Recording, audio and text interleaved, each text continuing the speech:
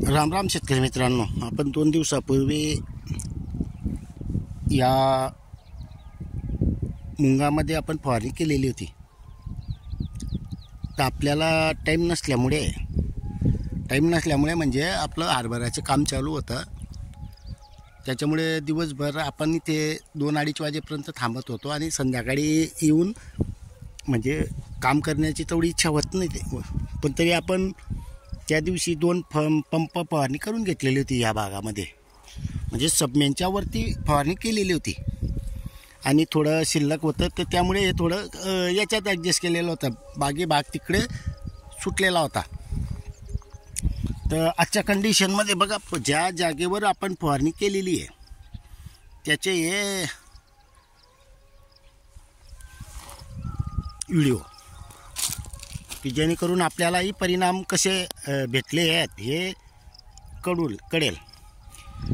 आता ज्या भागावर फवारणी झालेली नाही आहे तिथं आपण जातोय. फवारणीचे जे आपल्याला परिणाम भेटलेले आहेत ते दाखवण्याचा प्रयत्न आहे. आता इथून राहिलेलं आहे. आता आपलं हे चवळीचं थोडं टाकलेलं आहे आपण. त्याच्यानंतर इथून इकडे राहिलेलं आहे. तर बघू शकता तुम्ही किती फरक आहे. आता इथे फवारणी झालेली नाही आहे. आता आपण आणलेला आहे पंप. आता फवारणी करणार आहोत, कारण आता टाईम भेटला. आता अजून समजा 2 पंप होतील, तर बाकी थोडं ॲडजस्ट राहील. अजून उद्याला बाकी फवारणी करून घेणार आहोत. तर शेतकरी मित्रांनो, 2 दिवस 1 दिवसामध्ये आपल्याला याचे परिणाम दिसतात. आणि आता युगायुग आपण ज्या दिवशी फवारणी घेतो त्याच दिवशी सर्व करून घेत होतो. या थोडंसं राहत होतं, तर आपण इतकं बारीक लक्ष देत नाही आहे किंवा लक्षात राहत नाही. पण आपण या वेळेला टाईम नसल्यामुळे आपण थोड्या भागावर फवारणी करून थांबलेलो होतो. तर याचे परिणाम आपल्याला आता समोर दिसत आहेत. आणि बारीक सुरीक जे आपण अनुभव घेतले ते सुरुवातीला 3 वर्षापूर्वी प्रयोग करून आपण ते अनुभव पूर्ण घेतलेले असतात. त्याच्यामुळे प्रत्येक वेळेला ते अनुभव घ्यायला आपल्याकडे आणि आपल्याला परिणाम भेटून गेलेले आहेत, तर का म्हणून त्याच्यावरच प्रयोग करायचे. नवीन शेतकरी म्हणतात की तुम्ही थोड्याशा क्षेत्र सोडून द्या, त्याच्यावर ट्रायल बेस करा. अहो, हे जुने व्हिडिओ पाहत नाही आणि एखाद्या वेळेला नवीन शेतकरी असतात हे, तर त्यांना असं वाटतं की आपण डायरेक्ट सांगतोय. पण शेतकरी मित्रांनो, सुरुवातीला आपण बारीक सुरीक बारकावे निरकावे करून आपण शेतकऱ्यांपर्यंत हे पोहोचवतोय मैतगिरी पूर्ण. आणि अनुभव अगोदरच घेतलेले आहेत. त्याच्यामुळे 10 लाईनवर मारा आणि 10 लाईन सोडा, हे आता ते करण्याचा टाईम नाही आहे. आणि आयुष्यभरमध्ये कधी तेच करत गेलो तर आपल्याला शेतकरी म्हणून मला उत्पन्न येणार नाही. मग उपयोग काय शेती करून? आणि ज्या शेतकऱ्यांना तसा विश्वास नसेल त्यांनी तर मी म्हणतो ना, करूही नाही बघूही नाही. आणि स्वतः केल्याशिवाय स्वर्ग दिसत नाही, ही मन काही खोटी नाही आहे. माझ्यावर विश्वास नाही तुम्हाला, तर तुम्ही थोडंसं तुमच्याच शेतात प्रयोग करा ना.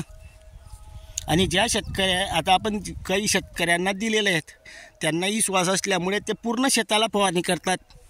कारण त्यांना माहिती आहे की सुनील पाटील कधी खोटं बोलत नाही किंवा जे अनुभव आहेत ते शेअर करत असतात. त्याच्यामुळे ते छोट्या छोट्या असे प्रयोग करण्याला त्यांच्याकडे टाईम नसतो किंवा करत नाहीत. ते विश्वास ठेवून पूर्ण जे जमिनीतून म्हणा, फवारणी म्हणा, हे करत असतात. आणि शेतकरी मित्रांनो, रिजल्ट नसते किंवा परिणाम भेटले नसते तर आपणही सांगितलं नसतं. भले जे आपल्याला आमचं जे भाषा आहे ती थोडी कोणाला समजत पण नसेल, तर नाही समजत असेल तर व्हॉट्सअपवर कमेंटमेंटमध्ये तुम्ही विचारू शकतायत. तसं आपल्याकडे आपण शेतकऱ्यांसाठी टाईम देतच असतो. फक्त विषय कसा असतो की एकाच प्रश्नासाठी तुम्ही कधी 4-4 वेळा फोन करणार, तर ते पण मला जमत नाही. कारण मी पण एक शेतकरी आहे.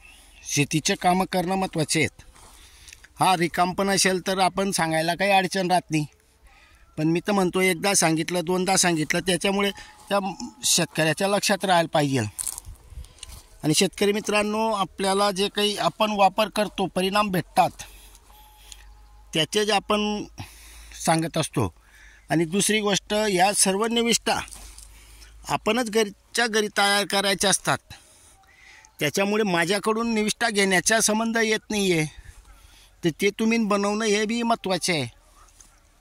आणि बनवून वापर करणे हे सर्वात महत्त्वाचे आहे. वापर करणार तुम्हाला रासायनिकवर जे कीटकनाशकचा खर्च येतो आहे तो डायरेक्ट कमी होतो आहे.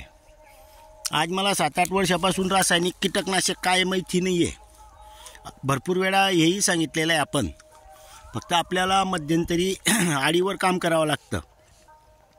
पण या काही वेळेला आपल्याला आडीवर प्रादुर्भाव जो होतो, कारण हे नैसर्गिक ढगाळ वातावरण आलं की तेव्हा प्रॉब्लेमच येतो. त्याच्यामुळे काही की कंट्रोल करायला थोडा प्रॉब्लेम येतो. तर त्यामुळे आपण इमामॅक्टिन वापर करून, प्लेन म्हणजे जाड मीठ आणि आपल्या निविष्ठा वापर करून त्याच्यावर बंदोबस्त करू शकतो आहे. आणि शेतकरी मित्रांनो, अजून एक विषय जे आहे, भरपूर शेतकऱ्यांचे वेगवेगळे म्हणजे प्रश्न वेगळे वाटतात, पण एकच असतात की कोणत्या पिकावर हे चालतं किंवा कोणत्या पिकांना फवारणी करावी. शेतकरी मित्रांनो, घरगुती निविष्ठा आहे, कोणत्याही पिकाला फवारणी करायला चालतं आहे. या जमिनीतून द्यायलाही चालतं आहे. कारण हे जमिनीमध्ये जे काही पडलेलं आहे वा ते अवेलेबल करण्याचं ते काम करत असतील, म्हणून आपल्याला रिझल्ट भेटतो आहे. तर कोणतं पीक आणि हा प्रश्न करणं योग्य नाही आहे. पण ज्या शेतकऱ्यांना माहिती नाही त्यांच्यासाठी हा व्हिडिओ म्हणजे याच्यातूनच समजून जाईल की एक प्रत्येक पिकाला चालणार आहे.